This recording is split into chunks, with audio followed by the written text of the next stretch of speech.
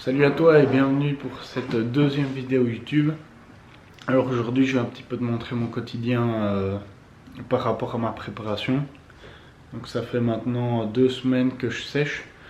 Je suis actuellement en train de préparer la Heroes Cup donc de la fédération WNBF France. Donc voilà, je vais un petit peu te montrer mon quotidien, comment je me prépare, 1 ou 2 repas. Malheureusement je ne pourrai pas te filmer un entraînement cette fois-ci, mais je te filmerai un petit peu mon matériel, ce dont je dispose et voilà, désolé pour la tête du matin. Je vais me faire une petite eau citronnée pour commencer la journée et puis j'irai marcher pendant 1 heure. A tout de suite.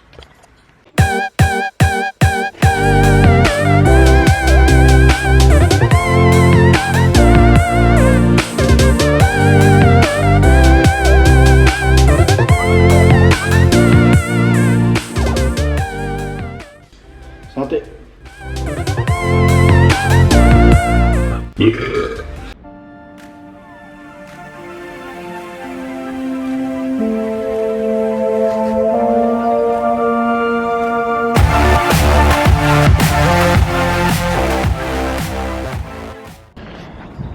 Et me voilà.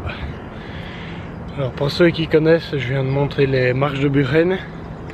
Donc je ne peux pas les descendre parce que j'ai une double tendinite du genou en fait depuis décembre.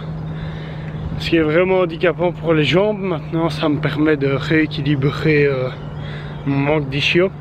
Je préfère avoir des jambes plus proportionnées, on va dire, que juste d'avoir des gros quadriceps et aucune harmonie. Alors pourquoi je fais 10 000 pas? Je fais 10 000 pas pour augmenter ma dépense calorique. Donc je fais pas encore de cardio à proprement parler, mais j'augmente mes dépenses caloriques. Donc à quoi ça sert d'augmenter les dépenses caloriques? Je fais actuellement un déficit, mais vu que je brûle, on va dire 300 calories par jour pour la marche, plus encore celle de l'entraînement, les déplacements quotidiens, parfois d'autres sports, etc. Et ben, je peux me permettre de manger un petit peu plus, même si c'est 150 calories. C'est le début de la sèche, donc là il n'y a pas encore de soucis.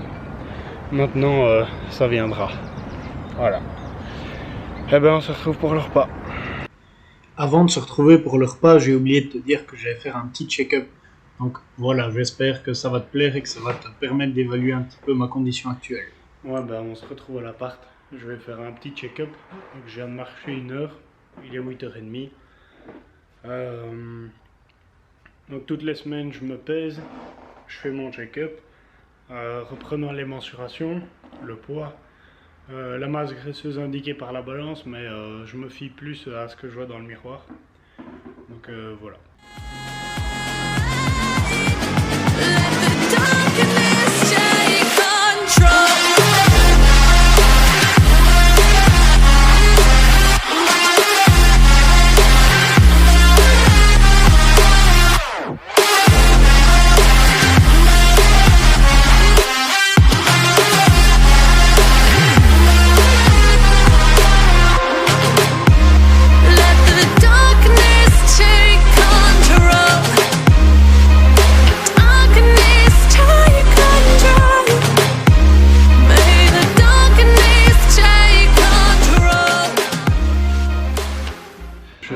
Je pèse actuellement 88 kg pile. J'ai commencé la sèche, j'étais à 90 kg. Enfin 90 kg 1. Donc voilà, ça se passe bien pour le moment, mais pour tout dire, je pense être prêt avant la compétition. Dans le sens où j'aimerais bien être prêt 1 mois à l'avance. C'est ma façon de procéder. Mais pour pouvoir déjà effectuer une recharge, voir comment mon corps réagit et voir si je peux en faire une en fait. Donc une peak week à la compétition. Parce que si c'est pour être tout flotteux, etc., vaut mieux pas. Donc voilà, je vais juste tester ça. Donc maintenant je vais vous montrer mon premier repas. Alors on se retrouve maintenant pour le repas, le premier repas. Donc 4 œufs avec du curcuma et du poivre noir pour les antioxydants. Ici on a un yaourt grec D'habitude je prends stracciatella mais j'ai envie de tester autre chose. Et une poignée d'oléagineux, plus ou moins 20 grammes. Donc cette fois-ci c'est des noix, mais hier c'était des amandes. Donc voilà, vers 10h, 10h30, je mangerai une banane avec un petit shaker de prot. Il faut savoir que je ne fais pas une diète cétogène, c'est-à-dire à base uniquement de lipides et de glucides. Mais je mange principalement mes glucides autour de l'entraînement. Donc en intra-entraînement, je mettrai un peu de maltodextrine. Et avant, je reprendrai une deuxième banane, ou un kiwi, ou des fraises, enfin un petit peu de sucre. Alors on se retrouve pour le deuxième gros repas. Donc j'ai pris ma banane et mon shaker à 10h. Donc ici il y a 150 g de pâtes, 150 g de haricots et 150 g de poulet. Avec 40 g de mascarpone. Et une petite cuillerée d'huile d'olive pour pouvoir faire cuire le poulet. Donc voilà, comme je vous ai dit, j'augmente les glucides autour de mes repas. Alors maintenant je vais passer à mon entraînement. Donc aujourd'hui je fais une petite séance épaule-bras. Donc c'est cool pour la congestion, tout ça. Maintenant je vais vous montrer d'abord avec quoi je m'entraîne. Parce que en ces temps difficiles et ce Covid de merde, je suis forcé de m'entraîner non pas dans une salle mais bien chez moi. Et voilà, je voulais aussi montrer via ces vidéos, via cette série de vidéos, que c'est possible de s'entraîner avec le minimum et d'avoir quand même des résultats. Je connais des gens qui ont du meilleur matériel et qui ne progressent pas parce qu'ils n'ont plus la motivation, etc. Et voilà, j'aimerais vraiment bien, même si ça n'aide qu'une personne, montrer que c'est possible, montrer qu'on peut évoluer avec un minimum de matériel, et pour moi ça sera déjà une fin en soi. Voilà tous mes poids. J'ai 17 poids de 5, j'ai 6 poids de 10, enfin j'ai des petites haltères de 2 kg. Donc ça c'est tout ce que j'ai en poids. Au niveau du matériel, j'ai un step, ouais. J'ai 2 barres de traction, et alors ici, je vous le montrerai plus tard, c'est un simple banc à abdos, mais que j'utilise comme banc de développé couché. Ici, il y a tout ce qui est poids du corps, donc avant je faisais du street workout. Plein d'élastiques, donc j'ai des résistances qui vont de 5, 15, 25 à 35. Voilà, pour les poulies, etc. remplacer, c'est top. Et un petit tapis de gym. Donc je vous filmerai une séance, mais quand mon colocataire sera revenu, d'ailleurs Benjamin, si tu m'entends, je compte sur toi. Parce que là en fait le cadre c'est dans ma chambre, donc s'il n'y a pas quelqu'un qui bouge un petit peu, qui cadre et qui s'assure d'avoir un minimum de qualité vidéo, ça va pas vraiment le faire. Voilà. Et ben voilà, le moment fatidique est arrivé, donc je vais vous montrer mon banc de développé couché. Voilà. Donc je ne sais pas si on se rend bien compte, mais mon banc à abdos, il n'est pas super solide, il n'est pas vraiment fait pour ça. Je dois le mettre sur un step pour pouvoir le surélever. Et alors je ne sais pas si vous voyez la hauteur qui sépare la barre du banc, mais il y a à peine de quoi y mettre ma poitrine. Ce qui veut donc dire qu'à chaque fois que je fais du développé couché, je suis obligé de partir en fait avec la barre du bas. Donc imaginons je fais une barre à 100 kg en salle, ça passe tout seul. Quand j'ai recommencé ici après la fermeture des salles, j'étais à même pas 80 kg en développé couché parce que c'était début en concentrique et vraiment impossible. Enfin, tu perds toute l'élasticité que tes muscles emmagasinent dans le dos, dans les trapèzes, dans les pecs, les triceps, etc. en s'étirant, et tu peux pas la restituer, donc c'est vraiment compliqué.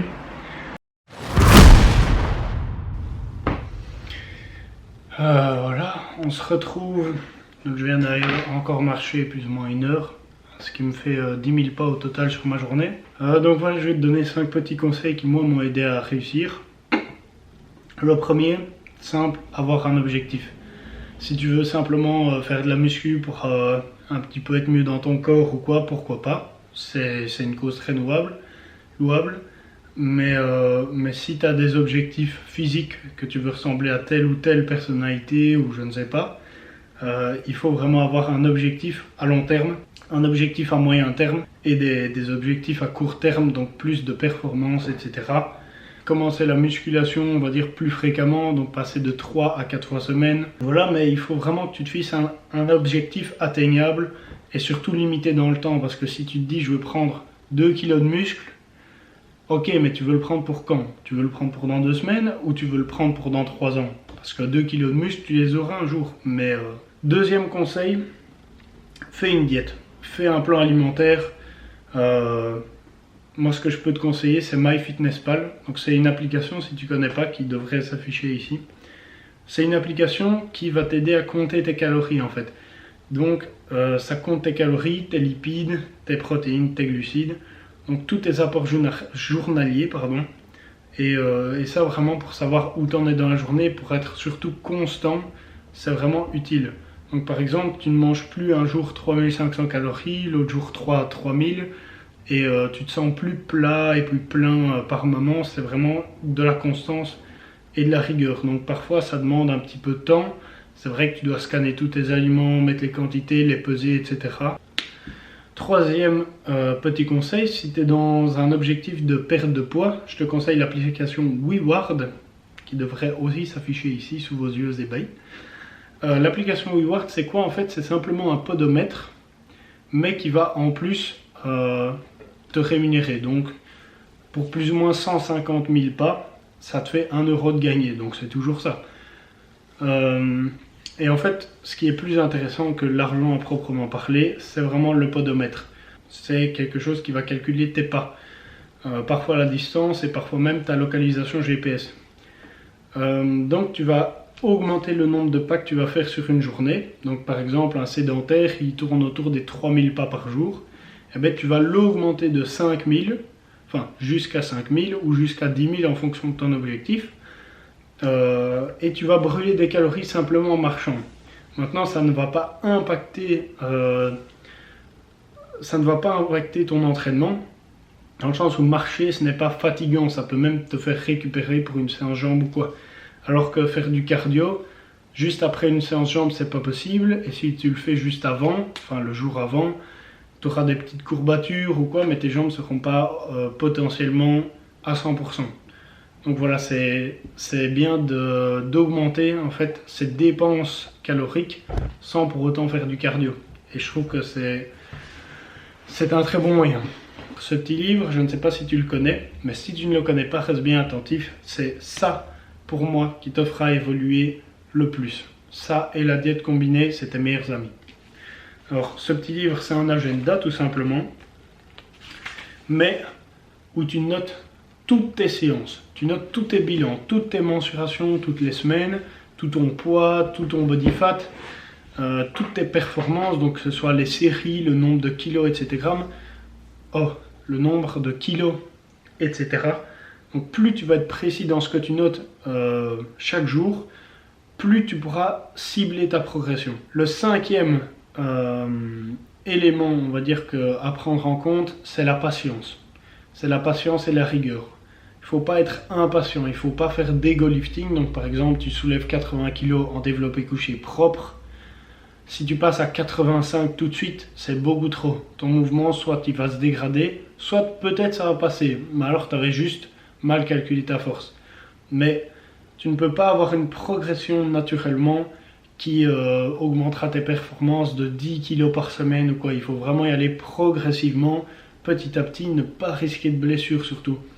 Quand je dis la patience, c'est surtout pour faire un échauffement de qualité. Donc du cardiovasculaire, du musculaire, de l'articulaire, boire avant l'entraînement. C'est tout ça, c'est consacrer du temps au bodybuilding et à la musculation en général qui va t'apporter des résultats. Si tu skippes l'échauffement, peut-être que ça va passer pendant un an, mais peut-être que ton cartilage est en train de souffrir, tes tendons, tu ne le sais pas. Peut-être que ça va arriver chroniquement et une blessure, il n'y a rien de pire, c'est ça qui va stopper ta progression, du moins sur le muscle en tout cas qui est concerné. Donc voilà, la patience et la rigueur, ça doit être les maîtres mots au quotidien.